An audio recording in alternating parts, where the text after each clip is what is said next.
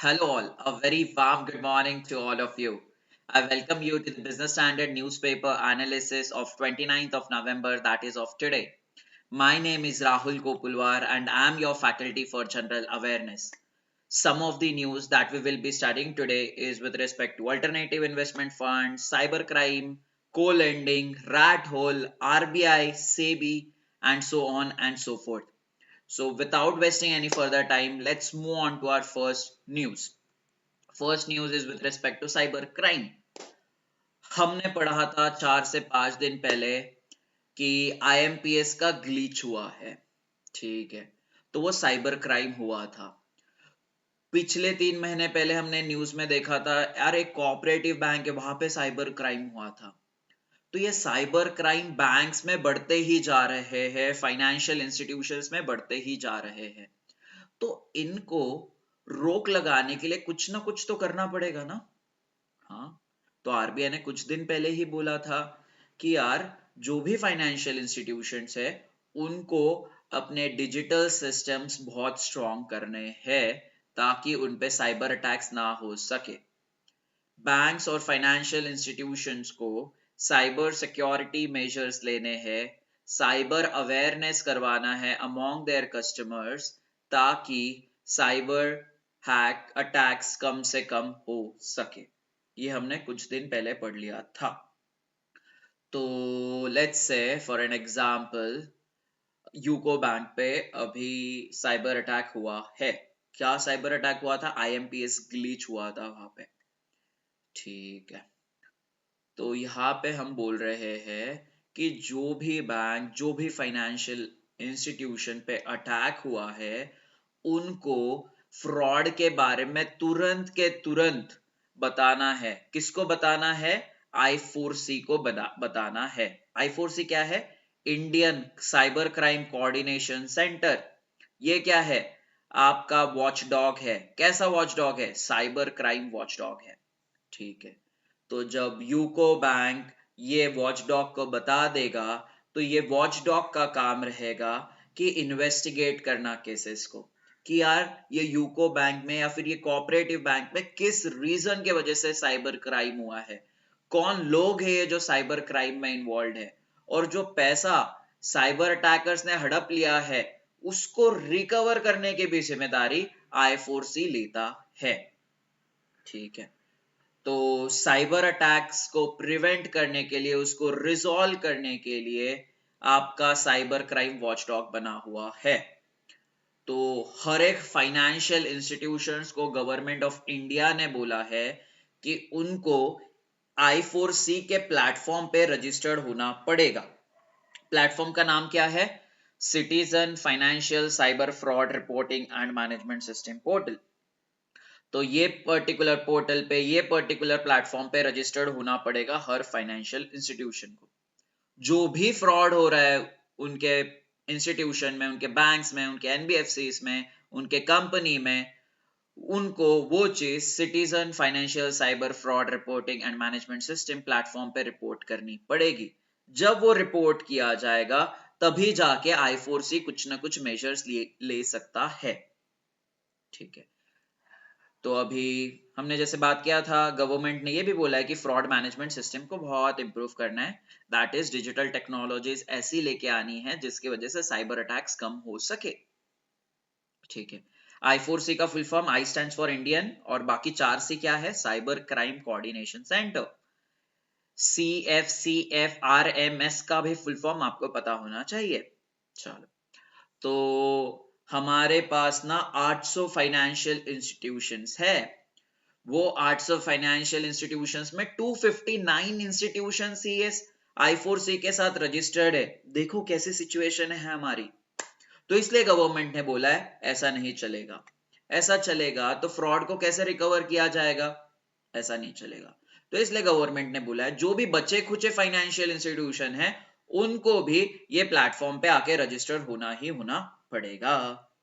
Okay, चलो, तो ये I4C जो आपका साइबर वॉचडॉग है, साइबर क्राइम वॉचडॉग है, उसको पता चल गया ये पर्टिकुलर इंडिविजुअल के मोबाइल नंबर से फ्रॉड हुआ है। For an example, Dawood Ibrahim ने फ्रॉड किया है, साइबर फ्रॉड किया है उनका मोबाइल नंबर यूज करके, उनका सिम यूज करके। तो साइबर क्राइम वॉचडॉग क्या करेगा, उनके सिम कार्ड को ब्लॉक कर देगा। ठीक है, सिम कार्ड को ब्लॉक करके क्या होगा यार, कुछ नहीं होगा। ठीक है, पर मोबाइल तो उसका वही के वही है ना। ठीक है, तो ये साइबर क्राइम वॉचडॉग क्या करेगा, ये साइबर क्राइम वॉचडॉग उनके IMEI नंबर को भी ब्लॉक कर देगा। अगर एक बार IMEI नंबर ब्लॉक हो जाता है तो वो फोन का कुछ भी इस्तेमाल नहीं किया जा सकता है। So that phone becomes a dummy phone.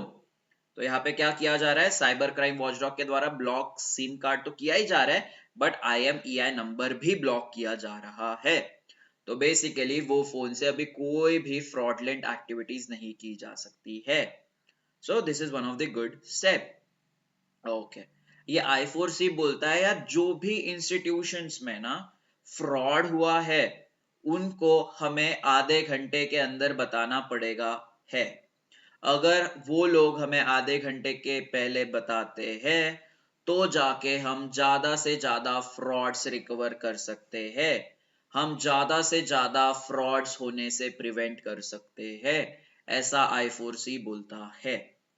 Okay, सो अभी तक इन्होंने कितने फ्रॉड्स को प्रिवेंट किया, 900 करोड़ के फ्रॉड को इन्होंने अभी तक प्रिवेंट किया है, और जिसकी वजह से 3.5 लाख लोगों का पैसा बच गया है, ऐसा उनका दावा है। उसी के साथ 7 million mobile phone connections involve in cyber frauds detected and blocked also. मतलब IMEI 7 मोबाइल फोन्स का ब्लॉक किया हुआ है। IMEI का फुल फॉर्म यार, M स्टैंड्स फॉर मोबाइल, क्योंकि IMEI is related to mobile. Mobile is what, mobile is nothing but the equipment. वो mobile की अपनी अलग अलग आइडेंटिटी होती है। ठीक है, आपका यूनिक फोन है तो आपका मोबाइल का भी यूनिक आईडी रहेगा। सो मोबाइल इक्विपमेंट आइडेंटिटी। ठीक है, आई स्टैंड्स फॉर इंटरनेशनल। ठीक है, इंटरनेशनल, इंडियन नहीं है। ठीक है, क्योंकि IMEI रिप्रेजेंट्स इंटरनेशनल। याद रखिए, रट्टा मारने की जरूरत नहीं है, आप आराम से याद रख सकते हो ये सारी चीजें। Let's move forward. Next is Bharat biotech और सिडनी यूनिवर्सिटी ने पार्टनरशिप किया है। ये पार्टनरशिप से क्या होने वाला है, भारत बायोटेक्स अपने वैक्सीन को और इफेक्टिव बना सकती है। तो भारत बायोटेक और यूनिवर्सिटी ऑफ सिडनी रिसर्च करेगी, जिसके वजह से भारत बायोटेक जो वैक्सीन बेच रहा है वो और ज्यादा इफेक्टिव हो सकती है। नेक्स्ट इज अबाउट को लेंडिंग। को लेंडिंग मतलब क्या, जब दो फाइनेंशियल इंस्टीट्यूशंस या दो से ज्यादा फाइनेंशियल इंस्टीट्यूशंस मिलके अगर एक एंटिटी को, एक बोरोवर को लेंड कर रहे हैं तो हम उसको को लेंडिंग बोलते हैं। फॉर एन एग्जांपल, SBI और मुथूट फाइनेंस ने मिलके माल्या जैसे बोरोवर को लोन दिया है तो हम उसको को लेंडिंग बोलेंगे। क्यों को लेंडिंग बोलेंगे, क्योंकि यहाँ पे दो फाइनेंशियल इंस्टीट्यूशंस इन्वॉल्व है। 3 फाइनेंशियल इंस्टीट्यूशंस होते फिर भी को लेंडिंग होता, 4 होते फिर भी को लेंडिंग होता। तो 2 से ज्यादा अगर फाइनेंशियल इंस्टीट्यूशंस मिलके अगर लेंड कर रहे हैं, दैट इज नोन एज को लेंडिंग। ओके, तो यहाँ पे क्या बोला गया है कि यार अभी ये जो को लेंडिंग है ना, ये काफी ज्यादा आपको अभी पिक्चर में देखने के लिए मिलेगा, न्यूज में देखने के लिए मिलेगा। क्यों, पहले तो ये समझ लो, RBI ने क्या किया है, रिस्क वेट बढ़ा दिया है। किसका, बैंकों का और NBFC का। ठीक है, किस तरह के लोन्स पे रिस्क वेट बढ़ा दिया है, कंज्यूमर लोन्स और अनसिक्योर्ड लोन्स पे। ठीक है, सो रिस्क वेट का क्या इंपॉर्टेंस है क्या नहीं है, हमने 17 नवंबर के लेक्चर में पढ़ा हुआ है, वो एक बार देख लीजिए। वो अगर मैं अभी बताने जाऊंगा तो और उसमें आधा घंटा चले जाएगा, and that's not a point. ठीक है, तो जो पहली चीजें पढ़ी हुई है आप वो लेक्चर में जाके पढ़ लीजिए। ओके, तो जैसे हमने पढ़ा था कि यार फॉर एन एग्जाम्पल 100 करोड़ का पर्सनल लोन दिया है राहुल को। ठीक है, बट हमें पता है 100 करोड़ का पर्सनल लोन के अंदर कोई भी कोलैटरल नहीं होता है। तो अगर राहुल वो 100 करोड़ डुबा रहा है तो बैंक का वो नुकसान है। अगर बैंक का नुकसान है तो डिपॉजिटर्स का नुकसान हो जाएगा। ओके, तो यहाँ पे 100 करोड़ के अगेंस्ट में आरबीआई बोलता है आपको एक्स्ट्रा पैसा कुछ बफर में रखना पड़ेगा। ठीक है, for an example 100% of 100 crore side में रखने के लिए आरबीआई ने बोल दिया है बैंक्स को ऑन दिस पर्सनल लोन्स। तो जो भी पैसा दिया हुआ है राहुल को बैंकों के द्वारा 100 करोड़ वो साइड उन्होंने निकाल दिया है। ठीक है, तो वो जो साइड में जो 100 करोड़ पैसा उन्होंने अपने बफर में रखा हुआ है उस पे बैंक कोई भी लैंडिंग नहीं कर सकती है, उस पे कोई भी इंटरेस्ट नहीं कमा सकती है। तो वो बैंक का पैसा ऐसे ही फालतू पैसा हो गया। क्यों? क्योंकि उससे वो पैसा ही नहीं कमा सक रही है। And same thing goes for NBFCs also. उनको भी बोल दिया गया है कि आपको भी कुछ पैसा साइड में निकाल के रखना पड़ेगा। 125% पैसा आपको साइड में निकाल के रखना पड़ेगा। ओके, 100 करोड़ दिया हुआ है तो एनबीएफसी को 125 करोड़ साइड में निकाल के रखना पड़ेगा। तो यार 125 करोड़ एनबीएफसी का तो पैसा फंस गया, उसके ऊपर वो इंटरेस्ट नहीं कमा रहा है। तो दैट इज अगेन अ फालतू पैसा for that NBFC. That money is not of use for that NBFC because that is not generating income from that particular buffer money. Okay. तो यहाँ पे आपने क्या देखा कि बैंक ने भी पैसा साइड में रख दिया है, तो एनबीएफसी ने भी पैसा साइड में रख दिया है। यार दोनों लोग इतना पैसा साइड में रख रहे हैं तो उनके पास इनफ पैसा भी तो होना चाहिए ना लोगों को लेंड करने के लिए। तो इसीलिए अभी क्या हो जाएगा, एसबीआई भी थोड़ा पैसा अपने जेब से डालेगा और एनबीएफसी भी अपना पैसा अपने जेब से डालेगा। फॉर एन एग्जाम्पल श्रेष्ठा को लोन चाहिए 100 करोड़ का। ठीक है, तो एसबीआई बोलती है यार मेरे पास इतना पैसा नहीं है, श्रेष्ठा को चाहिए पर्सनल लोन चाहिए 100 करोड़ का। तो एसबीआई बोलती है यार मेरे पास इतना पैसा नहीं है क्योंकि ऑलरेडी मैंने बफर में पैसा रख दिया है। एनबीएफसी भी सेम चीज बोलती है। तो एनबीएफसी और बैंक मिलके सोचते क्यों ना हम आधा आधा पैसा बांट ले, मैं 50% दे दूंगा श्रेष्ठा को और एसबीआई बोलती है मैं 50% दे दूंगा और एनबीएफसी बोलता है मैं 50% दे दूंगा, दैट इज 50-50 करोड़ हम दे देंगे। तो जिसके वजह से क्या हो जाएगा, जो एसबीआई और एनबीएफसी का जो पैसा फंसने वाला था अगर वो एक ही मतलब एसबीआई ही अगर लोन देता बोरोवर को तो उनका पूरा का पूरा 100 करोड़ फंस जाता श्रेष्ठा को देने के लिए। ठीक है, क्यों? क्योंकि उनको बफर में 100 करोड़ रखना पड़ता। तो इस केस में एसबीआई का जो प्रॉफिट है वो कम कम होते जाता क्योंकि वो पैसा उन्होंने बस साइड में रखा हुआ है। तो इसी चीज को ओवरकम करने के लिए एसबीआई और एनबीएफसी पार्टनरशिप करती है। वो बोलती है कि हम कुछ पैसा एक बोरोवर को दे देंगे जिसका नाम है श्रेष्ठा। एसबीआई ने 50 करोड़ दे दिया, एनबीएफसी ने 50 करोड़ दे दिया। ओके, तो एसबीआई को साइड में कितना पैसा निकाल के रखना पड़ेगा? 50। एनबीएफसी को कितना पैसा निकाल के रखना पड़ेगा साइड में? 50। ठीक है, तो अभी उनको 50 करोड़ और 50 करोड़ पे कोई इंटरेस्ट रेट नहीं मिल रहा है। मान के चलिए अगर एसबीआई ने वही पूरा 100 करोड़ श्रेष्ठा को दे देता था तो उस केस में एसबीआई को तो 100 करोड़ पे नुकसान होता। अभी कितने करोड़ पे उनको नुकसान हो रहा है? अभी कितने करोड़ पे उनको इंटरेस्ट नहीं मिल रहा है? बस 50 करोड़ रुपीस पे। ठीक है, अगर पूरा का पूरा एसबीआई देता तो उनको 100 करोड़ पे कोई इंटरेस्ट नहीं मिलता and that is a big loss for SBI. तो इसलिए एसबीआई और एनबीएफसी साथ में मिलके सोचते हैं कि हम साथ में मिलके एक बोरोवर को लोन देंगे। ओके, तो इसमें क्या हो जाएगा, एसबीआई को भी अपना कस्टमर मिल जाएगा, एनबीएफसी को भी अपना कस्टमर मिल जाएगा, दोनों लोग खुश रहेंगे क्योंकि दोनों लोग लोन दे रहे हैं तो दोनों लोग इंटरेस्ट कमाएंगे। ठीक है, तो एज अ बोरोवर मुझे क्या फायदा होगा? ठीक है, फॉर एन एग्जाम्पल मान के चलिए there is a borrower called Ram. Ram खेती वाला है, उसके पास प्रॉपर डॉक्यूमेंटेशंस नहीं है, तो प्रॉपर डॉक्यूमेंटेशंस नहीं है तो एसबीआई उसको लोन नहीं दे रहा था। ठीक है, तो इस केस में राम का नुकसान हो जाएगा। क्यों नुकसान हो जाएगा? क्योंकि अगर उसको एसबीआई लोन देता तो उसको कम इंटरेस्ट रेट पे लोन देता, और एनबीएफसी जब उसको लोन देगी जो हायर इंटरेस्ट रेट पे लोन देगी। ऐसा क्यों यार?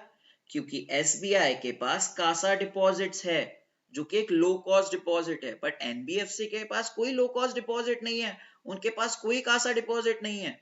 तो इसीलिए एनबीएफसी हमेशा हायर इंटरेस्ट रेट पे लोन देगा एज कंपेयर टू बैंक्स। तो यहाँ पे राम जैसे बोरोवर का क्या फायदा है? पहले तो बात, उसको एसबीआई लोन देने ही नहीं वाला था क्योंकि उसके पास डॉक्यूमेंटेशन ही नहीं थे, तो उसको लोअर इंटरेस्ट रेट का तो कोई चांस ही नहीं। अभी वो एनबीएफसी के पास जा रहा है, एनबीएफसी बोल रहा है हाँ हाँ हम आपको लोन तो देंगे, बट हम आप पे 16% पर एनम चार्ज करेंगे, and which is very huge interest rate. ठीक है, तो अगर राम को अगर को लेंडिंग लोन दिया जाता है, ये दोनों एसबीआई और एनबीएफसी मिलके को लेंड करके अगर राम को लोन देते हैं, तो उस केस में राम को जो भी इंटरेस्ट रेट देना पड़ेगा उसके लोन पे वो कम रहेगा। कैसे? For an example, SBI Ram को लोन दे रहा है 8% पे, और आपका जो एनबीएफसी है वो लोन दे रहा है 16% पे, तो दोनों का एडिशन कितना हो गया? 24%। तो 24% बाई 2 कितना एवरेज हो गया? 12%। ठीक है, तो राम को यहाँ पे लोन मिल सकता है 12% के रेट पे। तो एक चीज याद रखो, जब भी को लेंडिंग किया जाता है तब बोरोवर का भी फायदा होता ही होता है। क्यों? क्योंकि उसको एसबीआई से ज्यादा इंटरेस्ट रेट पे तो मिल रहा है, बट एनबीएफसी के कम इंटरेस्ट रेट पे मिल रहा है। ठीक है, सो अल्टीमेटली यहाँ पे बोरोवर का फायदा हो गया। ओके, तो आपको ऐसा लग रहा होगा यार एसबीआई का तो यहाँ पे नुकसान हो गया क्योंकि एसबीआई को तो यहाँ पे को लेंड करना पड़ रहा है। नहीं नहीं, एसबीआई के एसबीआई बहुत ज्यादा डॉक्यूमेंटेशन मांगता है। अगर डॉक्यूमेंटेशन ही नहीं है तो ऑब्वियसली राम को लोन नहीं देगा, क्योंकि उनको लगता है कि राम डिफॉल्ट कर देगा। ठीक है, क्योंकि उसके पास डॉक्यूमेंट ही नहीं है, वैलिड डॉक्यूमेंट जो उनको चाहिए। ठीक है, तो राम गया एनबीएफसी के पास। ठीक है, एनबीएफसी के पास गया, यार एनबीएफसी के पास उतना पैसा ही नहीं है देने के लिए, एनबीएफसी कहां से लेंड करेगा? ठीक है, एनबीएफसी जाएगा एसबीआई के पास, एसबीआई को बोलेगा क्यों नहीं हम साथ में मिलके राम को लोन दे दे। एसबीआई बोलेगा हाँ यार मेरे लिए तो अच्छा ही है, क्योंकि मैं तो लोन नहीं दे पा रहा हूं, अगर मैं साथ में मिलके अगर लोन दे रहा हूं तो उसमें मेरा भी तो कुछ कमीशन रहेगा। ठीक है, सपोज एसबीआई दे रहा है 20% लोन, एनबीएफसी दे रहा है 80% लोन, तो यहाँ पे 20% लोन के अगेंस्ट में एसबीआई तो कुछ ना कुछ पैसा कमाएगा ना, तो that's a profit for SBI, that's a benefit to the SBI. But what about NBFC? ठीक है, NBFC higher interest rate charge कर रहा है यार। ठीक है, एनबीएफसी के पास पैसा ही नहीं है राम को देने के लिए, तो उस केस में एनबीएफसी तो अकेला लोन दे ही नहीं सकता, ये तो हम समझ गए। NBFC higher interest rate charge कर रहा है, तो राम सोचेगा नहीं नहीं यार मुझे लोन नहीं चाहिए, मैं इतना इंटरेस्ट पेमेंट्स पे नहीं कर पाऊंगा। ठीक है, तो यहाँ पे क्या हो जाता है, एनबीएफसी और एसबीआई के बीच में पार्टनरशिप होती है, जिसकी वजह से एनबीएफसी के अंतर्गत पहले राम लोन नहीं ले सकता था, क्योंकि राम को एनबीएफसी हायर इंटरेस्ट रेट पे लोन दे रही है। बट एनबीएफसी बोलती है आप टेंशन मत लो, हम ना आपको अगर 16% पे लोन दे रहे हैं तो हम आपको 12% पे भी दे सकते हैं। तो राम यहाँ पे खुश हो गया। राम यहाँ पे अगर खुश हो गया तो ऑब्वियसली एनबीएफसी से लोन लेगा। ठीक है, तो यहाँ पे को लेंडिंग के वजह से एनबीएफसी का क्या फायदा हो गया? पहले 16% पे वो लोन दे रही थी, और 16% पे राम खरीदने के लिए तैयार नहीं था, तो जिस केस में लोन दे ही नहीं सकता था एनबीएफसी। को लेंड करने के बाद क्या हुआ, एनबीएफसी 12% पे लोन दे पा रहा है, तो उस केस में राम जैसा कस्टमर उनको मिल गया, और जिसके वजह से एनबीएफसी का भी अपना रेवेन्यू और प्रॉफिट बढ़ गया। आई hope it is very very clear, it is very clear. नहीं समझा हो तो प्लीज मुझे कमेंट सेक्शन में बताइए, इसको मैं और दोबारा नेक्स्ट लेक्चर में लेके आऊंगा, या फिर आप और एक बार रिवाइंड करके देख लीजिए, मैंने बहुत डिटेल में बताया है। ठीक है। तो आपको यहाँ पे को लेंडिंग का फायदा पता चल जाएगा, को लेंडिंग का फायदा, बैंक्स को क्या फायदा है, एनबीएफसीज को क्या फायदा है और बोरोवर्स को क्या फायदा है, हर एक चीज आपको समझ में आ गई होगी। ठीक है, okay. The RBI decided to revise the risk weight norms for NBFCs to 125% from 100%. तो ये भी चीज हमने डिस्कस की हुई है, अभी बार बार डिस्कस करके मतलब नहीं है, 17 नवंबर के लेक्चर में हमने ये ऑलरेडी डिस्कस किया हुआ है। Okay. According to RBI norms on co-lending, banks are permitted to co-lend with all registered NBFCs, including housing finance company, based on a prior agreement. तो जब भी co-lend किया जा रहा है, एक एग्रीमेंट होना चाहिए ऑब्वियसली एनबीएफसीज और बैंक्स के बीच में। ठीक है, तो उस केस में एनबीएफसीज को को लेंडिंग एग्रीमेंट में मिनिमम 20% तो लोन देना ही देना पड़ेगा। अगर 100 करोड़ का को लेंडिंग किया जा रहा है by SBI as well as NBFC, तो एसबीआई एनबीएफसी को वहां पे मिनिमम 20 करोड़ का लोन देना ही देना पड़ेगा। That is the mandate by the reserve bank of India, that you should remember. I hope it is very clear. चलो now let's move on to next news. Next news is about digital payments. RBI को यार cashless economy बनानी है। ठीक है, उसके लिए हमने देखा है उनकी स्कीम, कल ही पढ़ा है हमने की अक्टूबर के करंट अफेयर्स में, जहां पे मैंने पीआईडीएफ के बारे में आपको बताया था। ओके, तो आरबीआई को कैशलेस इकोनॉमी बनानी है, बट आरबीआई ने रिसेंटली ये भी देखा कि यार कैश ट्रांजैक्शंस ना उतने कम नहीं हुए हैं। आज के टाइम पे भी लोग कैश को होल्ड करके रखना चाहते हैं अपने घरों में। ठीक है, तो इसका क्या फायदा है? पहले तो समझ लो कैश इज एनोनिमस। अगर आपने किसी को कैश ट्रांजैक्शंस, अगर पैसों के द्वारा कैश के थ्रू अगर कुछ चीजें खरीदी है तो उसका रिकॉर्ड नहीं रहता है। ओके, तो कैश इज वेरी एनोनिमस। तो इसका क्या फायदा है? एक बेसिक एग्जांपल समझ लो। अगर राहुल का बैंक अकाउंट है और उसका बैंक अकाउंट में जो मोबाइल नंबर दिया हुआ है वो उसके पापा का है और खुद का भी है, तो राहुल अगर रेस्टोरेंट में खाना खाने गया है रात में 2 बजे, तो राहुल ने क्या किया? डिजिटल पेमेंट किया। तो उस केस में राहुल के ट्रांजैक्शन के बारे में उसको, उसके पापा को पता चल जाएगा कि राहुल रात में 2 बजे तक घूमता है और रात में रेस्टोरेंट में खाना खाता है। ओके, तो राहुल को दूसरे दिन डांट भी पड़ सकती है। और अगर आप यही चीज कैश में करते, आपने सोचा कि यार मैं ना दोपहर में 12 बजे बैंक एटीएम से मैं 10,000 रुपए निकाल ले रहा हूँ। ठीक है, और ये 10,000 है, मुझे जहां पे खर्च करना है मैं खर्च कर लूंगा, इसमें मेरे पापा को भी नहीं पता चलेगा क्योंकि मैंने दोपहर में 12 बजे ही पैसे निकाले हैं। तो 12 बजे अगर मैंने पैसे निकाले तो राहुल के पापा को कोई दिक्कत नहीं है। ओके, तो 12 बजे दोपहर के 10,000 रुपए निकाले। अगर रात में राहुल 2 बजे कैश ट्रांजैक्शन कर रहा है तो उसके पापा को पता चलेगा? नहीं पता चलेगा। राहुल को डांट पड़ेगी? नहीं पड़ेगी, क्योंकि उसके पापा को पता ही नहीं चला है। सो कैश ट्रांजैक्शन का ये फायदा है। ओके, अभी थोड़ा ब्रॉड लेवल पे सोचो। अगर माल्या है, माल्या ने कहीं से ब्लैक मनी कमाया है या फिर उसको ब्लैक मनी कमाया है, ऐसा मान के चलो। ठीक है, तो अगर उसने ब्लैक मनी कमाया है, अगर वो अपने बैंक अकाउंट में अगर वो पैसा रख रहा है तो गवर्नमेंट को हर एक चीज पता चल जाएगी। तो माल्या उस चीज को करना चाहेगा क्या? नहीं करना चाहेगा। इसलिए माल्या जैसे बोरोवर्स, अब माल्या जैसे लोग अपने पास कैश ही ज्यादा रखना चाहेंगे। ओके, फॉर एन एग्जाम्पल, और एक एग्जाम्पल ले लो आप। अगर आप कहीं काम कर रहे हो, अगर आपको कैश में अगर सैलरी मिल रही है तो सोचो कितना अच्छा होगा आपके लिए। क्यों? क्योंकि अगर कोई कैश ट्रांजैक्शन हो रहा है तो उस पर आपको इनकम टैक्स भी पे नहीं करना पड़ेगा। ओके, तो इनकम टैक्स पे नहीं करना पड़ेगा, इसलिए आप क्या सोचोगे? नहीं नहीं, मुझे ना ज्यादा से ज्यादा कैश ही कैश रखना है, मैं मेरे एम्प्लॉयर से कैश में ही पेमेंट्स मांगूंगा। बट अगर आपको वही पैसा अगर अकाउंट में आ गया तो उस पर आपको टैक्सेस पे करने की जरूरत है।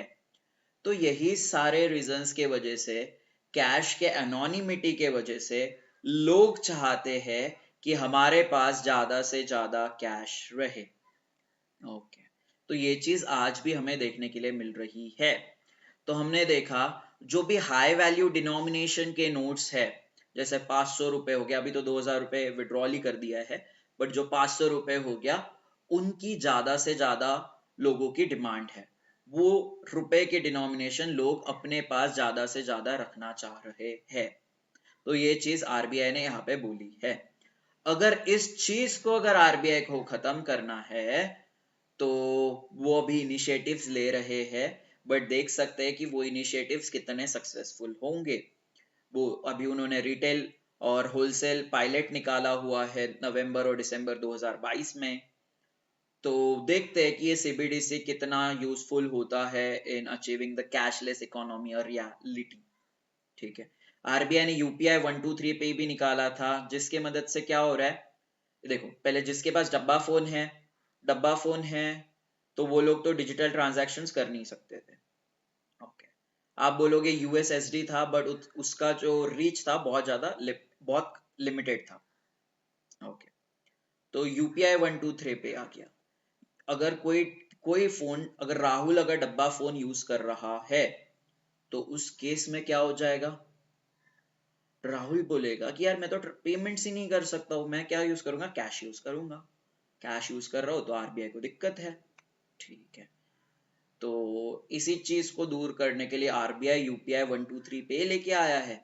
इसके अंतर्गत क्या किया जाता है, डब्बे फोन से भी, उसको आप फीचर फोन बोलते हो, वो डब्बे फोन से भी आप ऑनलाइन पेमेंट्स कर सकते हो, which is a very good thing, and without internet. ठीक है, डब्बे फोन में तो इंटरनेट भी नहीं होता है, तो यूपीआई 123 पे का ये फायदा है। अब डब्बे फोन के थ्रू भी आप ऑनलाइन ट्रांजैक्शन कर सकते हो विदाउट इंटरनेट। तो देखिए, ये इनिशिएटिव की वजह से कैश को दूर करने की बात की गई है bye the reserve bank of India. और उसी के साथ साथ क्या है, पेमेंट इंफ्रास्ट्रक्चर डेवलपमेंट फंड हमने कल ही पढ़ा है। और क्या, कंटिन्यूअस ऑपरेशन में रहने चाहिए सेंट्रलाइज पेमेंट सिस्टम। मतलब क्या यार, आरटीजीएस, आईएमपीएस और एनईएफटी ये कंटिन्यूअसली चलते रहने चाहिए। इनमें कोई भी क्या बोलते, ब्रेकडाउन नहीं आना चाहिए। अगर ब्रेकडाउन आ गया तो ऑब्वियसली लोग कैश का इस्तेमाल करेंगे, जो आरबीआई नहीं चाहता है। I hope this is very clear. Next is about the Silkyara tunnel. आपको पता है हमने बात किया था इसके बारे में 15 दिन पहले, 10 दिन पहले, कि ये सिक्यारा टनल कोलैप्स हो गया है। ये टनल कोलैप्स होने की वजह से उसके अंदर जो भी लोग काम कर रहे थे, जो भी लेबरर्स काम कर रहे थे, वो उसमें फंस गए थे। ठीक है, तो अभी पिछले कुछ दिनों से वो लोगों को बाहर निकालने का ही काम चल रहा था। तो यहाँ पे आपको मुझे एक बात बतानी है कि यहाँ पे अभी तक मशीन के द्वारा वो टनल में होल किए जा रहे थे और वहां से लोगों को निकाला जा रहा था। बट हमने देखा ये मशीन का कुछ यूजफुल नहीं था।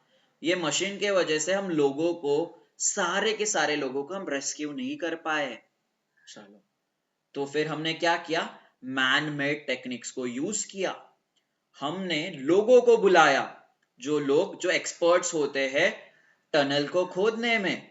हमने माइनिंग एक्सपर्ट्स को बुलाया, माइनिंग लेबरर्स को बुलाया। उनको बोला कि आप मैन्युअल वर्क के थ्रू ये हमें टनल खोद के दो, और उनमें से आप हमें लेबर बचा के दे दो।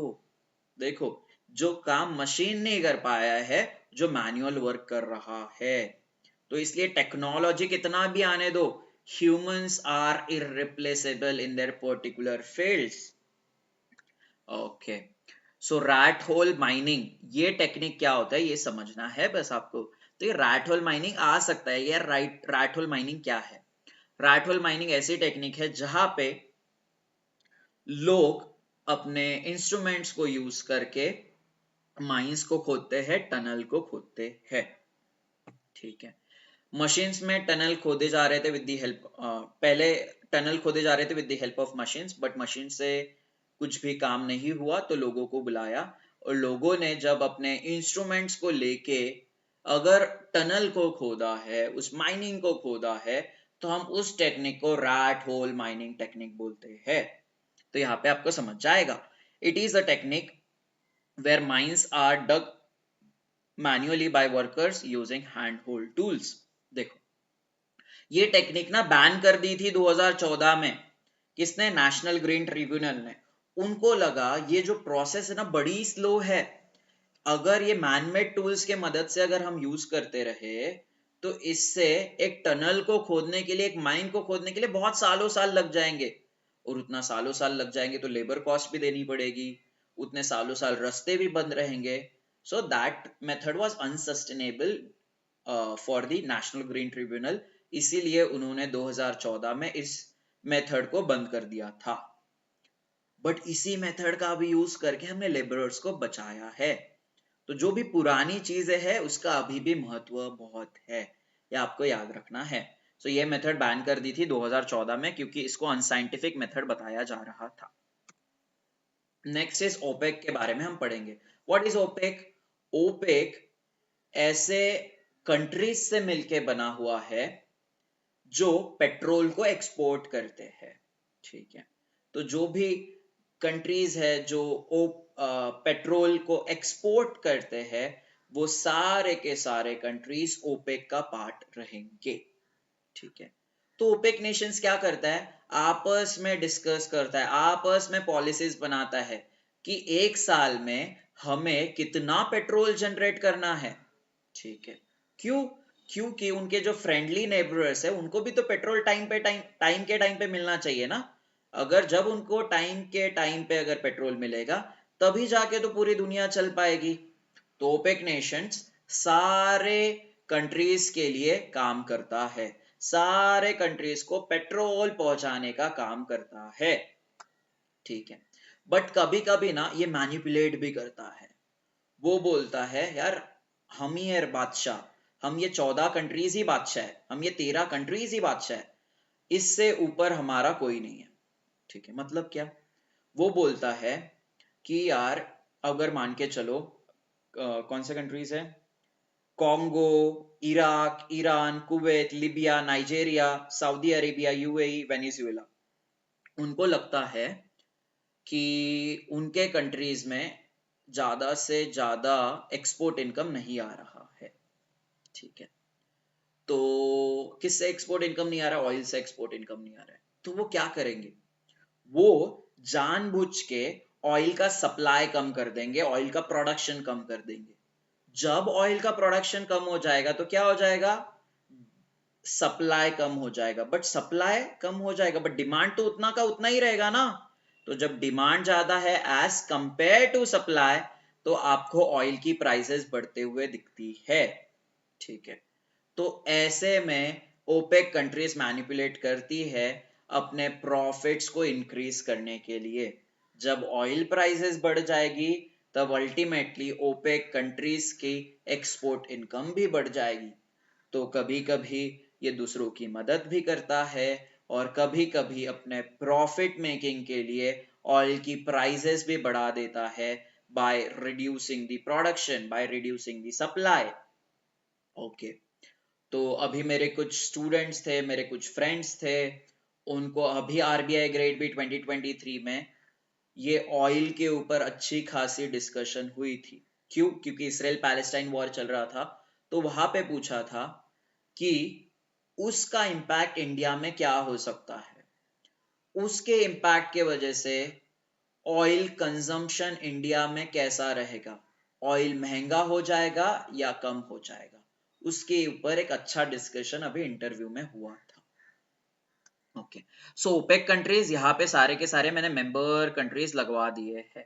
ओके, तो कितने मेंबर कंट्रीज है? 13 मेंबर कंट्रीज है। चलो, तो ओपेक का फुल फॉर्म है organisation for petroleum exporting countries. एम क्या है मैंने आपको बता दिया। फाउंड कहाँ पे हुई थी? फाउंड हुई है बगदाद, इराक में।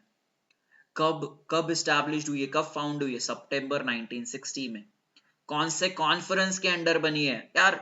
वहीं पे जहां पे फाउंड हुई ना, वही के कॉन्फ्रेंस के अंडर भी बनी है। कौन सा कॉन्फ्रेंस? Baghdad conference. कितने मेंबर कंट्रीज है? 13 मेंबर कंट्रीज है। बट फाउंडिंग मेंबर्स कौन है? 5 फाउंडिंग मेंबर्स है।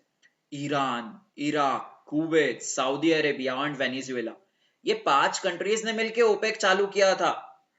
उसके बाद धीरे धीरे कंट्रीज ओपेक का पार्ट बनते गए, उसी के वजह से आज मेंबर कंट्रीज 13 है।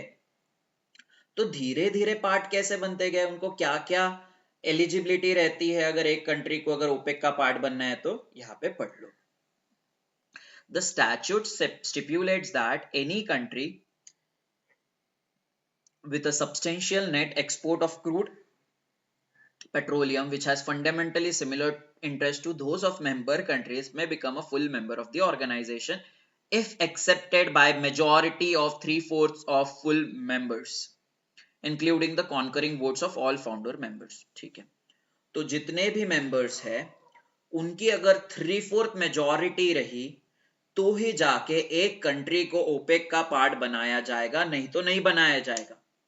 चलो, बट किस बेसिस पे वोटिंग किया जाता है, ये देखा जाता है कि ये एक जो कंट्री है नेट एक्सपोर्ट कंट्री है या नहीं है, net export crude petroleum country है या नहीं है। नेट एक्सपोर्ट जैसे मैंने कल आपको बताया था, नेट मतलब जिसके भी आगे नेट आ जाता है वो क्वांटिटी ज्यादा हो जाती है। तो यहाँ पे नेट एक्सपोर्ट मतलब एक्सपोर्ट ज्यादा हो रहा है इंपोर्ट से। नेट एक्सपोर्ट मतलब एक्सपोर्ट ज्यादा हो रहा है इंपोर्ट से। Net export of crude petroleum मतलब एक्सपोर्ट क्रूड पेट्रोलियम का ज्यादा हो रहा है as compare to import of crude petroleum in that particular country. अगर वो कंट्री नेट एक्सपोर्ट है ऑफ क्रूड पेट्रोलियम तो ही जाके इनको ये पर्टिकुलर कंट्री को ओपेक का मेंबर बनाया जाएगा, बट उसके लिए 3/4 मेजॉरिटी होनी चाहिए सारे एग्जिस्टिंग मेंबर्स की। ओके, अभी कतार हेडक्वार्टर्स कहाँ पे ओपेक का? अभी हेडक्वार्टर्स है वियना ऑस्ट्रिया में। ठीक है, कब से ये हेडक्वार्टर्स हो गया? सितंबर 1 1965 से ये हेडक्वार्टर्स वियना ऑस्ट्रिया में है। और ये हेडक्वार्टर्स पहले कहाँ पे था? जिनेवा स्विट्जरलैंड में था। कब से कब तक? 1961 से 65। अब ये 65 से हेडक्वार्टर्स वियना ऑस्ट्रिया में आया है, तो ये हेडक्वार्टर्स को चेंज करने की बात कौन से कॉन्फ्रेंस में हुई थी? ये हुई थी 8th एक्स्ट्राऑर्डिनरी ओपेक कॉन्फ्रेंस में। कहाँ पे? 8th एक्स्ट्राऑर्डिनरी ओपेक कॉन्फ्रेंस में। ओके, तो ये चीज आपको याद रखनी है। फाउंड कहाँ पे हुई है? बगदाद में। पहले हेडक्वार्टर्स कहाँ पे था? जिनेवा स्विट्जरलैंड में। उसके बाद कहाँ पे हेडक्वार्टर्स आया? अभी करेंटली कहाँ पे? वियना ऑस्ट्रिया में। ओके, तो एक चीज और याद रख लो, कतार पहले मेंबर था ओपेक का, बट अभी कतार मेंबर नहीं है। उसने अपनी मेंबरशिप खत्म कर दी है ओपेक से। कब खत्म कर दी है? 1 जनवरी 2019 को। ओके, तो आजकल आप बार बार ओपेक प्लस भी सुन रहे होंगे। ओपेक प्लस क्या है? तो ओपेक प्लस मतलब ओपेक मेंबर, ओपेक के सारे मेंबर्स तो आ गए, और उसी के साथ साथ कौन से मेंबर्स आ गए ओपेक प्लस में? रशिया और उसके साथ साथ वाले उसके फ्रेंड्स। ठीक है, सो ओपेक प्लस मतलब OPEC plus Russia plus its friends. तो कौन से फ्रेंड्स यार? कौन से फ्रेंड्स की बात कर रहे हैं हम? रशिया के Azerbaijan, Kazakhstan, Bahrain, Brunei, Malaysia, Mexico, Oman, south Sudan और सुडान। तो ये कंट्रीज मिलके आपके रशिया के एलीज है। सो ओपेक प्लस रशिया और उनके एलीज, दैट इज उनके फ्रेंड्स, और बाकी के OPEC countries. I hope it is very clear. Now we next we move on to Samco ने recently dynamic asset allocation fund launch किया है। Asset allocation fund, dynamic asset allocation fund मतलब क्या? पहले तो एक बात समझ लो, फ्लेक्सी कैप फंड मतलब क्या होता है? फ्लेक्सी कैप फंड मतलब कि यार ऐसा फंड जहां पे कुछ set percentage of the money equity में भी होना चाहिए और कुछ परसेंटेज ऑफ द मनी आपके डेट इंस्ट्रूमेंट्स में भी होना चाहिए, या फिर कुछ set percentage of the money large cap में होना चाहिए, कुछ सेट परसेंटेज मिड कैप में होना चाहिए, कुछ सेट परसेंटेज स्मॉल कैप में होना चाहिए। तो कुछ ना कुछ परसेंटेज इन पे डिसाइड किया हुआ है when we talk about flexi cap fund. Okay, but what about dynamic asset allocation fund? यहाँ पे कुछ भी लिमिट सेट नहीं है। अगर पूरा का पूरा पैसा 100% इक्विटी में डालना है तो डाल दो, 100% डेट में डालना है तो डाल दो, 50% इक्विटी में डालना है तो डाल दो, 50% डेट में डालना है तो डाल दो, 50% लार्ज कैप में डालना है और 50% स्मॉल कैप में डालना है तो डाल दो, 50% स्मॉल कैप, 10% लार्ज कैप और 40% मिड कैप में डालना है तो डाल दो। तो इसका डिसीजन म्यूचुअल फंड मैनेजर लेगा, दैट इज फंड मैनेजर लेगा जो पूरे म्यूचुअल फंड को चला रहा है। तो ये किस बेसिस पे लेगा? मार्केट कंडीशंस के हिसाब से। उसको अगर लग रहा है इसराइल पैलेस्टाइन वॉर के वजह से अगर इक्विटी मार्केट गिरने वाला है तो इक्विटी मार्केट से वो अपना पैसा निकाल देगा और गोल्ड मार्केट्स में अपना पैसा इन्वेस्ट कर देगा। ठीक है, तो ये म्यूचुअल फंड मैनेजर डिसाइड करता है on the basis of market conditions कि उसको अपना पैसा कहाँ पे इन्वेस्ट करना है, कहाँ पे इन्वेस्ट नहीं करना है। Next we want to, and this is the last news, AIFs के बारे में कुछ सेबी और आरबीआई में चर्चा चल रही है, बट एआईएफ्स का कंसेप्ट क्या है पहले वो पता होना चाहिए। तो एक बार जस्ट आप 2 मिनट में ये पढ़ लीजिए यहाँ पे जो भी लिखा हुआ है।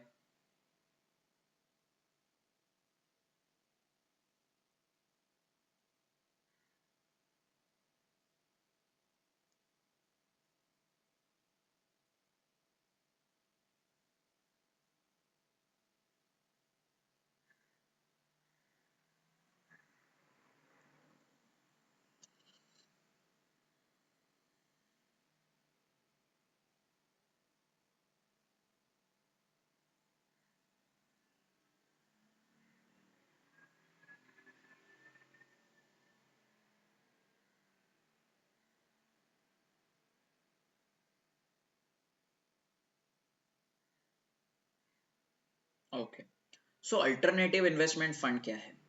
ये एक ऐसा फंड है जो एस्टैब्लिश्ड हुआ है इंडिया में और इसको हम प्राइवेटली पूल्ड इन्वेस्टमेंट व्हीकल बोलते हैं। ठीक है, which collects fund from sophisticated investors whether Indian और फॉरेन।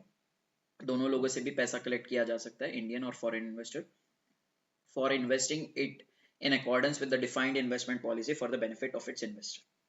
ठीक है, तो अल्टरनेटिव इन्वेस्टमेंट फंड किसके लिए? सोफिस्टिकेटेड इन्वेस्टर्स के लिए ही बनाया गया है, जिनके पास बहुत पैसा है और उनका पैसा बस ऐसे ही बैंक अकाउंट में पड़ा है और वो चाहते हैं कि हम हमारा पैसा रिस्कियर इंस्ट्रूमेंट्स में इन्वेस्ट करें और जिससे अपना पैसा बनाए।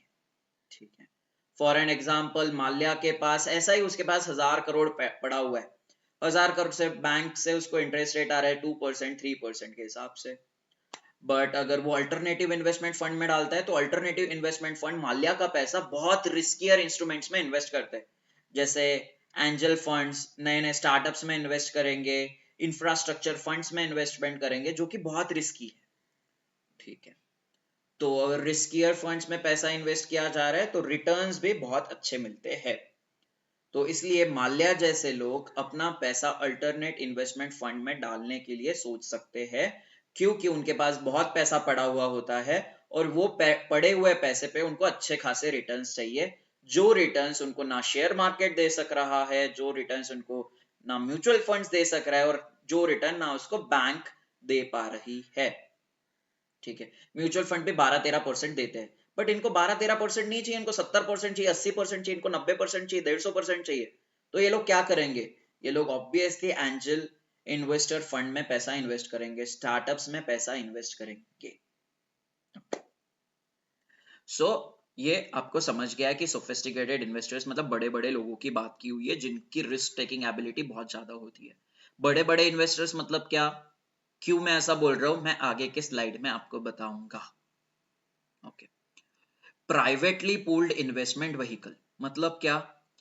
ये जो पैसा है अल्टरनेटिव इन्वेस्टमेंट फंड के अंदर जो भी लिया जाता है, पहले तो बात समझो, alternative investment fund is just like as mutual fund.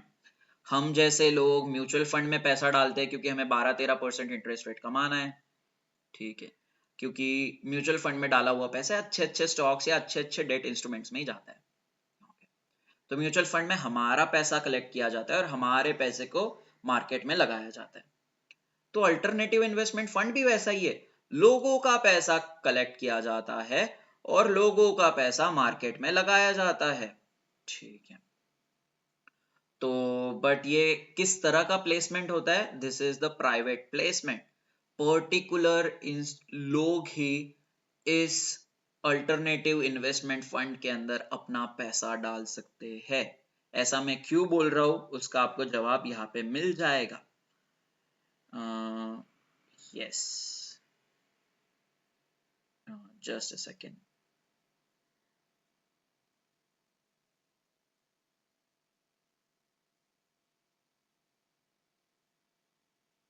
हाँ, अगर किसी को भी इन्वेस्टमेंट करना है अल्टरनेटिव इन्वेस्टमेंट फंड के अंदर, तो उसको 1 करोड़ रुपीज उसके पास रहने ही रहने चाहिए। तो इसलिए मैं बार बार सोफिस्टिकेटेड इन्वेस्टर की बात कर रहा हूँ। ओके, उसमें हम डिटेल में जाएंगे और क्या क्या लिमिट्स है, बट कंसेप्ट समझ लो। आई गेस कंसेप्ट यहाँ पे आपको समझ में आया है, अल्टरनेटिव इन्वेस्टमेंट फंड किसके लिए होता है। चलो, तो सेबी, ये सारा का सारा रेफरेंस लिया हुआ है सेबी के एफएक्यू डॉक्यूमेंट से। तो वहां पे अल्टरनेटिव इन्वेस्टमेंट फंड 3 तरह के होते हैं। कौन कौन से? Category 1, category 2, category 3। कैटेगरी 1 में क्या है, कैटेगरी 2 में क्या है, कैटेगरी 3 में क्या है, हम देखते हैं। ठीक है, सो कैटेगरी 1 एआईएफ, जिसमें एक एग्जांपल देता हूँ आपको, वेंचर कैपिटल फंड्स। ओके, तो venture capital fund, venture capitalist जो होते हैं, कौन से कंपनीज में पैसा लगाते हैं? इस्टैब्लिश्ड स्टार्टअप्स में अपना पैसा लगाते हैं। जो स्टार्टअप्स अच्छा परफॉर्म कर रहे हैं उसमें पैसा लगाते हैं। ऑब्वियसली अगर कोई कंपनी स्टार्टअप्स में पैसा लगा रही है, अगर कोई एंटिटी अगर स्टार्टअप्स में पैसा लगा रहा है, अगर कोई बंदा अगर स्टार्टअप में पैसा लगा रहा है, तो क्या हो जाएगा? एक तो ऐसा उसका पैसा 0% हो जाएगा, या तो एक उसका पैसा 150% इंटरेस्ट रेट उसको मिलेगा अपने इन्वेस्टमेंट पे। ठीक है, या 200% मिलेगा, 500% मिलेगा, 1000% मिलेगा। So profit is also unlimited, loss is also unlimited. Okay, तो वेंचर कैपिटलिस्ट कहाँ पे इन्वेस्ट करते हैं? एस्टैब्लिश स्टार्टअप्स में इन्वेस्ट करते हैं। एंजल इन्वेस्टर्स कहाँ पे इन्वेस्ट करते हैं? जो नए नए स्टार्टअप्स होते हैं वहां पे अपना पैसा इन्वेस्ट करते हैं। Okay, so venture capital funds, angel funds, detail में जाना, वेंचर कैपिटलिस्ट और एंजल इन्वेस्टर डिटेल में जाना, ये लेक्चर का पार्ट नहीं है, उसको हम कभी और लेक्चर में पढ़ लेंगे। सो यहाँ पे एंजल इन्वेस्टर्स समझो, एंजल इन्वेस्टर्स नए नए स्टार्टअप्स में पैसा इन्वेस्ट कर रहे हैं, और वेंचर कैपिटलिस्ट एस्टैब्लिश स्टार्टअप्स में अपना पैसा इन्वेस्ट करते हैं। ओके, तो माल्या जैसा इन्वेस्टर है, अगर एआईएफ के पास आता है, किसके पास? कैटेगरी 1 एआईएफ के पास, तो वो जाता है कैटेगरी 1 एआईएफ में अपना पैसा डालता है, और कैटेगरी 1 एआईएफ उसका पैसा वेंचर कैपिटल फंड्स के थ्रू इस्टैब्लिश स्टार्टअप्स में डालती है। माल्या ने अपना पैसा डाला अल्टरनेटिव इन्वेस्टमेंट फंड के अंतर्गत। कौन सा alternative fund? Venture capital fund. Venture capital fund का पैसा कहाँ पे लग जाएगा? उनका पैसा लग जाएगा इस्टैब्लिश स्टार्टअप्स के अंदर। तो इस्टैब्लिश स्टार्टअप्स के अंदर पैसा लगाया जा रहा है, तो माल्या का यहाँ पे एक तो बहुत फायदा होगा, या फिर एक तो बहुत नुकसान होगा। आई hope it is very very clear. Okay, so venture capital कौन कौन से कैटेगरीज आते हैं अभी हम यहाँ पे देखेंगे। Category 1 venture capital fund, second small and medium enterprises. जितना छोटे कंपनी में आप पैसा डालोगे उतना ज्यादा आपको रिटर्न्स मिलने के ज्यादा चांसेस है। Okay, next is social venture funds, fourth is infrastructure fund. Okay, next is category 2 and category 3। Category 3 पहले आप देखिए, कैटेगरी 3 में क्या बोल रहे हैं? यहाँ पे ऐसे लोगों का पैसा डाला जाएगा जो बहुत रिस्की इन्वेस्टमेंट लेना चाहते हैं, जो आर्बिट्रेज के माध्यम से, हेजिंग के माध्यम से अपना पैसा कमाना चाहते हैं। ठीक है, तो अगर सबसे हाई रिस्क वाले इन्वेस्टर्स है, तो वो अपना पैसा कैटेगरी 3 एआईएफ में लगाएंगे और ना कि कैटेगरी 1 और कैटेगरी 2 एआईएफ में। क्यों? क्योंकि कैटेगरी 3 एआईएफ वाले जो फंड्स होते हैं, वो इन्वेस्टर्स का पैसा कॉम्प्लेक्स ट्रेडिंग स्ट्रैटेजीज के थ्रू, जैसे आपका आर्बिट्राज हो गया, हेजिंग हो गया, स्पेक्यूलेशन हो गया, इनके माध्यम से अच्छा खासा पैसा प्राइवेट इन्वेस्टर्स, सोफिस्टिकेटेड इन्वेस्टर्स को बना के दे सकती है। सो कैटेगरी 1 और कैटेगरी 3 समझ आ गया आपको। कैटेगरी 2 एआईएफ में क्या बोला है सेबी के वेबसाइट में? AIFs which do not fall in category 1 and 3 are does come under the category 2 AIF। तो इसमें कौन कौन से आ गए? रियल एस्टेट फंड्स आ गए, प्राइवेट इक्विटी फंड्स आ गए, फंड्स फॉर डिस्ट्रेस्ड एसेट्स आ गया, और etcetera are registered under category 2 AIFs। ठीक है, तो कैसे समझना है? AIF1 is angel investors. Angel, angel मतलब कौन? परी। परी मतलब कौन? वुमेन। तो विमेन को ही हमें सबसे ऊपर रखना है। ओके, तो जैसे जैसे आप एंजल का नाम लेते हो तो वैसे वैसे आप एंजल इन्वेस्टर का नाम लेते हो वैसे वैसे आपको क्या ध्यान याद रहता है? Venture capitalist. ठीक है, तो एंजल विमेन, विमेन का जो भी प्रायोरिटी है हमेशा ऊपर ही रहती है, फर्स्ट नंबर पे रहती है। तो एंजल के साथ उसका पार्टनर भी आ जाएगा जिसके पार्टनर का नाम है वेंचर कैपिटल। तो आप ऐसे याद रख सकते हो। ठीक है, नेक्स्ट है स्मॉल एंड मीडियम एंटरप्राइजेस। ठीक है, छोटे छोटे कंपनीज में इन्वेस्टमेंट करना, स्मॉल एंड मीडियम एंटरप्राइजेस। तो दो चीज आप याद रख सकते हो, कौन से? वेंचर कैपिटल और एसएमई। टेक्निक्स के थ्रू इसको याद कर सकते हो। बाकी दो चीजें आपको रट्टा मारनी पड़ेगी। कौन सी चीजें? Social venture and infrastructure funds. Category 3 भी आप याद कर सकते हो यार, जहां पे कॉम्प्लेक्स स्ट्रैटेजी यूज की जा रही है, that would be the last one. ठीक है, that would be the last one. कौन सा? Category 3 AIF. और जो कैटेगरी 1 में भी नहीं है, कैटेगरी 2 3 में भी नहीं है, that all types of funds would be under category 2 AIF. कौन कौन से है यार? रियल एस्टेट फंड है, प्राइवेट इक्विटी फंड्स है, फंड्स फॉर डिस्ट्रेस्ड एसेट्स है, अमंग अदर्स। ओके, अगर कोई अल्टरनेटिव इन्वेस्टमेंट फंड है तो वो कौन से एक्ट के थ्रू, कौन से रेगुलेशंस के थ्रू रजिस्टर होता है? All alternative investment funds gets registered under the SEBI Alternative Investment Fund Regulation of 2012. Very, very, very, very important. Next we move on to कोई भी अल्टरनेटिव इन्वेस्टमेंट फंड है, category 1 2 3, उसके पास 1000 investor से ज्यादा नहीं हो सकते हैं। ठीक है, तो जो भी ऐसे माल्या जैसे इन्वेस्टर्स है वो 1000 से ऊपर नहीं होने चाहिए। बट इसमें एक्सेप्शन है एंजल फंड्स के लिए। सॉरी, तो एंजल इन्वेस्टर्स के लिए यहाँ पे एक्सेप्शन है। एंजल फंड में कितने मैक्सिमम इन्वेस्टर्स हो सकते हैं? उसमें मैक्सिमम इन्वेस्टर्स हो सकते हैं 49 ओनली। कितने? 49 एंजल इन्वेस्टर्स ही पार्टिसिपेट कर सकते हैं एंजल फंड के अंदर। पता होना चाहिए, वेरी वेरी इंपॉर्टेंट स्टफ। और जैसे मैंने आपको बोला है, however an AIF cannot make invitation to the public at large to subscribe it units। जैसे आपके रिलायंस शेयर मार्केट्स में अपना शेयर्स को लिस्ट कर रही है और लोगों से पैसा कलेक्ट कर रही है, वैसा अल्टरनेटिव इन्वेस्टमेंट फंड नहीं कर सकती है। हमने पहले ही बात किया है। अल्टरनेटिव इन्वेस्टमेंट फंड कैसे कलेक्ट कर सकती है फिर? With the help of private placement only. Okay, किससे पैसा लिया जाएगा? बड़े सोफिस्टिकेटेड इन्वेस्टर से जो 1 करोड़ इन्वेस्ट करना चाहते हैं। Can an AIF launch scheme? Yes, obviously AIF को लॉन्च करना ही पड़ेगा ना स्कीम। अगर स्कीम लॉन्च नहीं करेगी तो पैसा कैसे लिया जाएगा ना इन्वेस्टर्स की तरफ से? तो AIF को लॉन्च तो करनी ही पड़ेगी scheme, a basic thing.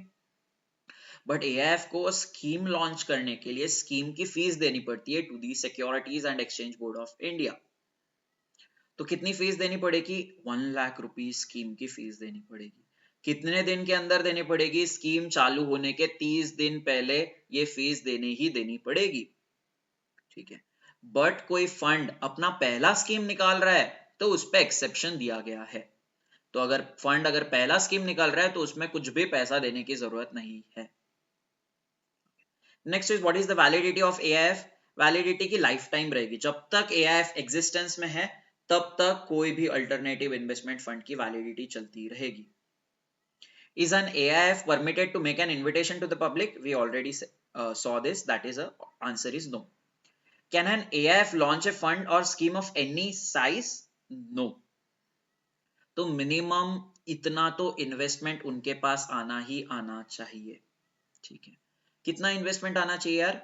Minimum 25 crore का इन्वेस्टमेंट सारे इन्वेस्टर्स से मिलके AIF के पास होना चाहिए।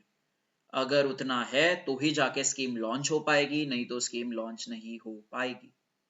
एंजल इन्वेस्टर्स के लिए एक्सेप्शन है। एंजल फंड का कितना एक्सेप्शन है? उनको बोला है कि आपको एंजल इन्वेस्टर से 10 करोड़ तो मिनिमम आने ही आने चाहिए। क्यों? क्योंकि कम लोग है यार, एंजल इन्वेस्टर्स तो 49 ही हम एक्सेप्ट कर रहे हैं, तो कम लोग है तो कम ही पैसा आएगा उनसे। कितना आएगा? 10 करोड़ रुपीस मिनिमम। बाकी केस में 25 करोड़ का इन्वेस्टमेंट होना चाहिए।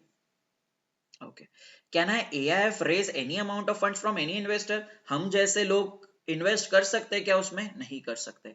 बट मेरी एक ऑफलाइन स्टूडेंट है जिनका नाम है श्रेष्ठा, उनके पास बहुत पैसा है तो वो 20 करोड़ 30 करोड़ इन्वेस्ट कर सकते हैं। ठीक है, आई एम जस्ट किडिंग। तो हम जैसे लोग अगर 100 रुपए इन्वेस्ट कर रहे, 1000 रुपए इन्वेस्ट कर रहे, 2 लाख रुपए इन्वेस्ट कर रहे, 5 लाख रुपए इन्वेस्ट कर रहे, तो हम जैसे लोग उसमें पैसा एआईएफ में इन्वेस्ट नहीं कर सकते हैं, क्योंकि मिनिमम इन्वेस्टमेंट ही है। इस पे कितनी है? मिनिमम इन्वेस्टमेंट है 1 करोड़ रुपीस। ठीक है। अगर कोई अल्टरनेटिव इन्वेस्टमेंट फंड है, अगर कोई उनके एम्प्लॉइज है, कुछ उनके डायरेक्टर्स है, for an example Rahul XYZ limited, ये उनका उन्होंने ही अपना अल्टरनेटिव इन्वेस्टमेंट फंड ओपन किया है। तो अगर मैं कंपनी का डायरेक्टर हूं या फिर मेरे फ्रेंड कुछ मेरे कंपनी के एम्प्लॉइज है, तो उस केस में मिनिमम इन्वेस्टमेंट उनके लिए 25 लाख रुपीस है। I hope it is clear. अगर इन्वेस्टर्स को कुछ प्रॉब्लम होता है अल्टरनेटिव इन्वेस्टमेंट फंड से, तो वो कंप्लेंट किसके पास कर सकते हैं? सेबी के पास कर सकते हैं।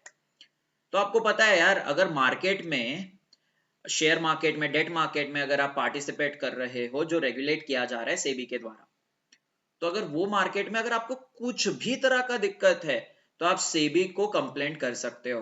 कौन से प्लेटफॉर्म पे जाके? वो प्लेटफॉर्म का नाम है सेबी कंप्लेंट रिड्रेसल सिस्टम, जिसको हम स्कोर्स बोलते हैं, उसका शॉर्ट फॉर्म है स्कोर्स। ओके। तो अल्टरनेटिव इन्वेस्टमेंट फंड्स के भी ऑब्वियसली आपको कोई दिक्कत होगा, तो उसका भी कंप्लेंट आप करोगे स्कोर्स पे ही जाके। Next is about SEBI. अभी सेबी क्या बोल रहा है? सेबी अल्टरनेटिव इन्वेस्टमेंट फंड्स को अलाउ कर रहा है कि एक स्ट्रेस्ड लोन फंड लेके आ जाए। स्ट्रेस्ड लोन, यार ऐसा, ऐसे लोन्स जो एनपीए हो गए हैं, ठीक है, उनका आप स्ट्रेस्ड लोन्स बोल रहे हो। ठीक है। तो ये एनपीएस कौन खरीदता है? बड़े बड़े आपके कौन से कंपनीज? Asset reconstruction companies. ठीक है। तो ऐसे कंपनीज भी इन्वेस्टमेंट कर सकते हैं अल्टरनेटिव इन्वेस्टमेंट फंड्स के अंदर। और माल्या जैसे लोग, अगर उनको ये स्ट्रेस लोन्स में अगर अपना पैसा इन्वेस्टमेंट करना है, तो वो भी लोग इसमें पैसा अपना इन्वेस्ट कर सकते हैं। ठीक है। तो ऑब्वियसली आप स्ट्रेस लोन में अगर आप इन्वेस्ट कर रहे हो, तो उसका फायदा क्या है? एक तो बहुत ज्यादा प्रॉफिट होगा, एक तो बहुत ज्यादा नुकसान होगा। ठीक है। तो सेबी ने बोला है अल्टरनेटिव इन्वेस्टमेंट फंड की हम अलग कैटेगरी ओपन करेंगे, जहां पे स्ट्रेस्ड लोन्स फंड भी बनाया जा सकता है। ओके। तो इसके बारे में बातें अभी चालू है। इसके बारे में रिसेंटली पेपर पब्लिश किया गया है सेबी के द्वारा। ठीक। बट सेबी ना ये चीज खुद नहीं कर सकती है। सेबी को रिकमेंडेशंस लेना पड़ रहा है रिजर्व बैंक ऑफ इंडिया से। क्यों? क्योंकि यार स्ट्रेस्ड लोन्स को रिकवर करने के लिए गाइडलाइंस कौन दे रहा है? Reserve bank of India. तो अगर स्ट्रेस लोन फंड भी बनाना पड़ रहा है सेबी को, स्ट्रेस लोन फंड के लिए अप्रूवल भी दिया जा रहा है सेबी को, सेबी के द्वारा, तो अप्रूवल किसका लेगा? Obviously reserve bank of India का अप्रूवल उनको लेना पड़ेगा। उन रिजर्व बैंक ऑफ इंडिया से सेबी को यह समझना पड़ेगा स्ट्रेस्ड लोन्स मतलब क्या, स्ट्रेस्ड लोन्स के अंदर किस इन्वेस्टर को हम पैसा इन्वेस्ट करने की अनुमति दे सकती है। तो ये सारी चीज सेबी को आरबीआई से क्लैरिफाई करनी पड़ेगी अबाउट द स्ट्रेस्ड लोन्स। क्यों आरबीआई से? क्योंकि लोन्स की रिकवरी का काम आरबीआई देखता है, आरबीआई उसके लिए गाइडलाइन सेट करता है। ओके। तो सेबी ने बोला है alternative investment fund to introduce a new sub category known as special situation fund to allow them to invest in stressed loan fund. तो स्ट्रेस्ड लोन फंड का नाम क्या रख दिया उन्होंने? स्ट्रेस्ड लोन फंड का नाम रख दिया है स्पेशल सिचुएशन फंड। याद रखिए। ओके। तो however to enable AIFs to acquire stressed loan, SSF had to be first included in the master direction issued by RBI. RBI had communicated to SEBI a list of requirements in the framework including SSF. This includes setting a definition of SSF and determining the eligibility of investors, deciding minimum holding period. तो सारा का सारा majority of the चीज RBI decide करेगा। Alternative investment fund के अंदर SSF, अगर वो फंड एसएसएफ है, तो एसएसएफ के अंदर कौन से इन्वेस्टर को हमें इन्वेस्टमेंट करने देना है, उसका होल्डिंग पीरियड क्या रहेगा, वो इन्वेस्टमेंट कितने समय तक उसको वो होल्डिंग करके रखना है अपना इन्वेस्टमेंट, और ये स्पेशल सिचुएशन फंड कौन से एंटिटीज ओपन कर सकती है, उनका एलिजिबिलिटी क्राइटेरिया क्या होना चाहिए, और इन्वेस्टर की लिमिट क्या सेट होनी चाहिए, डायरेक्टर्स और कंपनी के एम्प्लॉयज एसएसएफ में पैसा इन्वेस्ट भी कर सकते हैं या नहीं कर सकते हैं, और कर सकते हैं तो कितना कर सकते हैं। तो जो भी गाइडलाइंस हमने पीछे के स्लाइड में पढ़ी है, वैसी ही गाइडलाइंस आरबीआई ने अभी रिसेंटली सेबी को कम्युनिकेट किया है फॉर एसएसएफ। ठीक है, for special situation fund. Special situation fund is for stress loans. Okay, so I hope it is very clear. Alternative investment fund मैंने बहुत डिटेल में समझाया है, उसकी न्यूज क्या है वो भी मैंने आपको बहुत डिटेल में मैंने समझाया है। If you like the today session, please like this session. अगर आपको बहुत अच्छा लगा है तो मुझे कमेंट सेक्शन में भी बताइए। ठीक है, अगर आपको सेशन अच्छा नहीं लगा है तो बेहिजक डिसलाइक करिए सेशन, ताकि मुझे तो पता चल जाएगा कि क्या हो रहा है क्या नहीं हो रहा है। ठीक है, अगर आप इग्नोर करोगे तो मुझे कैसा पता चलेगा कि आपको अच्छा लग रहा है या फिर बुरा लग रहा है। तो इसलिए अगर आपको अच्छा लग रहा है तो लाइक और कमेंट जरूर करिए, बुरा लग रहा है तो प्लीज डिसलाइक भी करिए, पर इग्नोर मत करिए। Thank you so much for your time. But उसके पहले मैं जस्ट आपको एक सवाल पूछना चाहता हूँ। बहुत लोग इसका सवाल मुझे ऐसा लगता है गलत देंगे, तो बिना गूगल किए हुए आपको इसका मुझे जवाब देना है। Securities and Exchange Board of India कब इस्टेब्लिश्ड हुआ है? ऐसा लग रहा होगा यार सर ने क्या इतना इजी सवाल पूछ लिया, बट इजी है तो मुझे सबका आंसर करेक्ट आना चाहिए बिना गूगल देखे हुए। ठीक है, क्योंकि यहाँ पे बहुत लोगों को कंफ्यूजन होता है, वो कंफ्यूजन मैं कमेंट सेक्शन के थ्रू ही सॉल्व करवा दूंगा या फिर टेलीग्राम ग्रुप के थ्रू ही सॉल्व करवा दूंगा। So let's wrap our session here. If you have any kind of doubts, do let me know in the comment section. And thank you so much for your time, and we will meet tomorrow again on the same channel for the analysis of business standard newspaper. Thank you so much.